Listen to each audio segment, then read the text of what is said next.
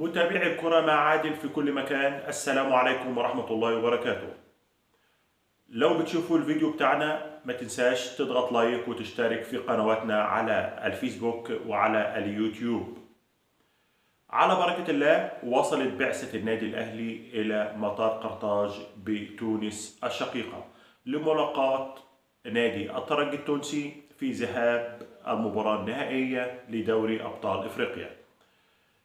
رئيسا للبعثة كابتن محمود الخطيب. كان في استقبال البعثة في مطار قرطاج حمدي المؤدب رئيس نادي الترجي التونسي، وكان استقبال حافل للنادي الأهلي. النادي الأهلي أخذ قسط من الراحة وتدرب أول تدريب في تونس استعدادا لمباراة يوم السبت القادم إن شاء الله أمام فريق الترجي. سافر النادي الأهلي بإذن الله مكتمل الصفوف. النادي الأهلي معاه معظم أوراقه الرابحة، ما عدا طبعا عمرو السولية وكوكا المصابين. معظم الأوراق الرابحة متاحة أمام مارسيل كولر للعب المباراة النهائية، ويبقى التوفيق من عند المولى عز وجل للعبور بالمباراة الأولى إلى بر الأمان. اجتمع كابتن محمود الخطيب في تونس مع اللعيبة وقال لهم كل لاعبي الأهلي واحد، ما فيش فرق ما بين اللي هيلعب المباراة أساسي وبين الاحتياطي. لو الأساسي عنده الحماسة للفوز بالبطولة لرفع اسم النادي الأهلي، اللي قاعد احتياطي بره لازم يبقى عنده حماس أكتر لدعم زميله للعبور بالمباراة إلى بر الأمان، لأنه كله في الآخر بيصب لمصلحة النادي الأهلي. مارسيل كولر تحدث مع اللعيبة وقال لهم كيفية توزيع جهدك على المباراة. احنا هنواجه جماهير الترجي التونسي. الجامعة التونسية صرحت بأنها يحضر المباراة 27,000 مشجع. هنواجه استفزازات جامدة من جمهور الترجي، استفزازات من لاعيبة الترجي، من حكم المباراة. لازم تحتفظ بأعصابك علشان نعبر بالمباراة لبر الأمان. كيفية توزيع مجهودك على المباراة، ما تضغطش في الشوط الأول وتتعب في الشوط الثاني.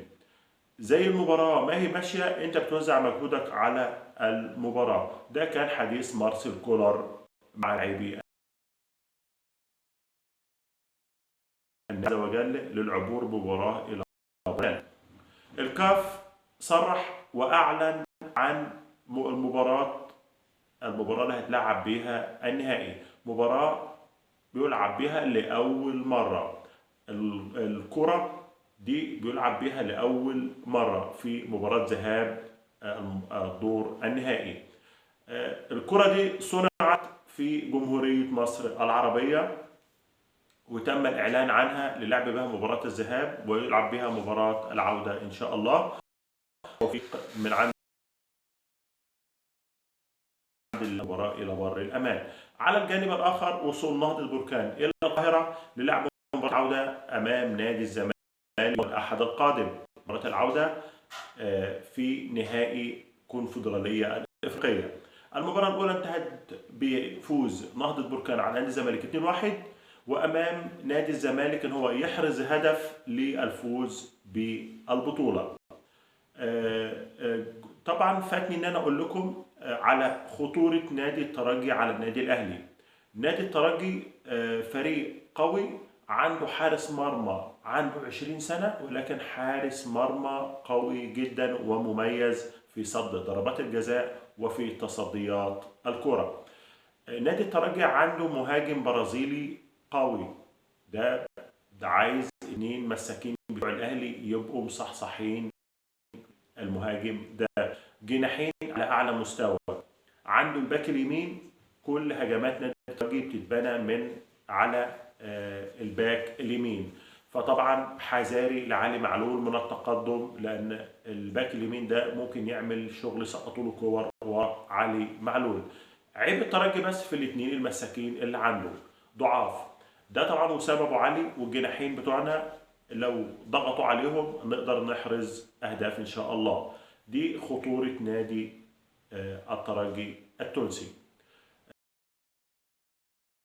وصوله للقاهرة لعب مباراة العودة أمام نادي الزمالك في الكونفدرالية الأفريقية.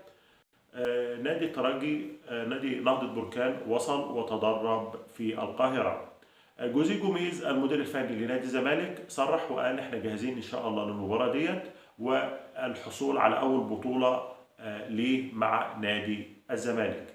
بالتوفيق ان شاء الله نادي الزمالك، لان نادي الزمالك كل اوراقه الرابحة متاحة. مشكلة نادي الزمالك بس في التهور بتاع حسام عبد المجيد المساك بتاعهم، والهبوط في الحاد اللي ظاهر في مستوى محمد عواد حارس مرمى نادي الزمالك. بنتمنى ان شاء الله ان في اليومين الجايين جوزيه جوميز يقدر يعالج الخطأين دول، يتعامل نفسيا مع محمد عواد وينبه على حسام عبد المجيد بعدم اصطناع اخطاء ساذجه داخل منطقه جزاء نادي الزمالك. بالتوفيق ان شاء الله نادي الزمالك للفوز بالبطوله وايداها لجمهور الزمالك الحبيب.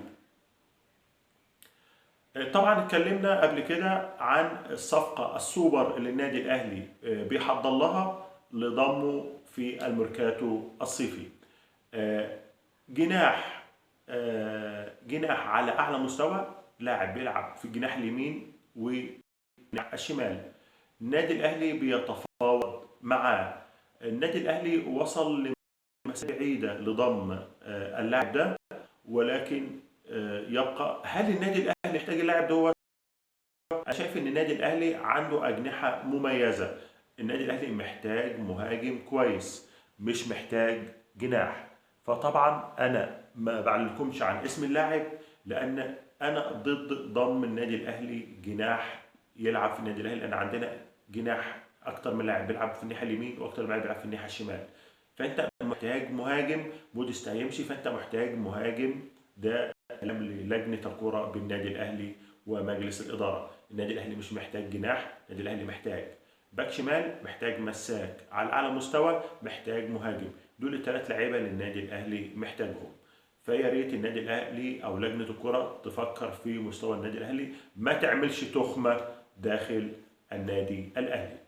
على الجانب الاخر وفي الكره الايطاليه، طبعا كان في نهائي الكاس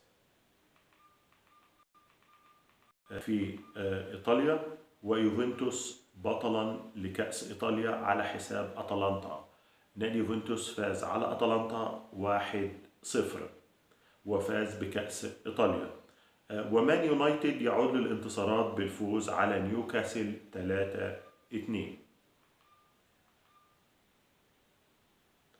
طبعا ما قلت لحضراتكم عن عودة الشناوي وسفره مع بعثة النادي الأهلي إلى تونس، وديان برضو عاد لقائمة النادي الأهلي وسافر معه لتونس. والفيفا يعتمد بطولة كأس العرب، وقطر تستضيف 3 نسخ متتالية. بطولة كأس العرب ما كانتش الفيفا ما كانش معترف بيها، فمباراتها ما كانتش بتحسب مباراة دولية للاعيبة. أصبح دلوقتي إن اعترف بها الاتحاد الدولي. والنادي الأهلي أعلن عن حضور مجاني لجماهير النادي الأهلي في مباراة الذهاب. الجمهور اللي هيأزر النادي الأهلي في تونس ده حضور مجاني. التذكرة بتاعته هيروح يستلم التذكرة بتاعته ويخش يحضر المباراة، والنادي الأهلي هيرد نفس الكلام لجمهور تونس في مباراة العودة.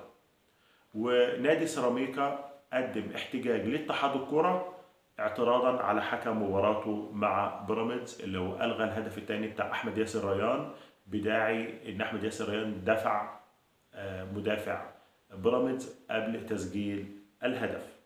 فقدم احتجاج رسمي ضد التحكيم، لأن النادي الأهلي كان طلب قبل كده حكام أجانب. سيراميكا طلب حكام أجانب لمبارياته المهمة في الدوري العام. آخر أخبارنا وتامر مصطفى يكشف عن سر رحيله عن تدريب نادي فيوتشر. تامر مصطفى المدير الفني لنادي فيوتشر رحل عن تدريب الفريق. هو قال أنا بحترم نفسي، في هبوط حاد في مستوى اللعيبة ودي مش طموحاتي اللي أقدمها لنادي فيوتشر، فأنا بحترم نفسي وبقدم استقالتي وساب الحرية لإدارة فيوتشر، هم يجددوا معاه ولا يمشي. فإدارة فيوتشر رحبت بوجهة نظره واستبعدته، وحاليا بيبحثوا عن مدير فني جديد. ده كان آخر أخبارنا. في نهاية اللقاء مع حضراتكم ما تنسوش تدعمونا بلايك وشير ومتابعة لقنواتنا على اليوتيوب وعلى الفيسبوك عشان نقدر نوصل لأكبر عدد من السادة المشاهدين. والسلام عليكم ورحمة الله وبركاته.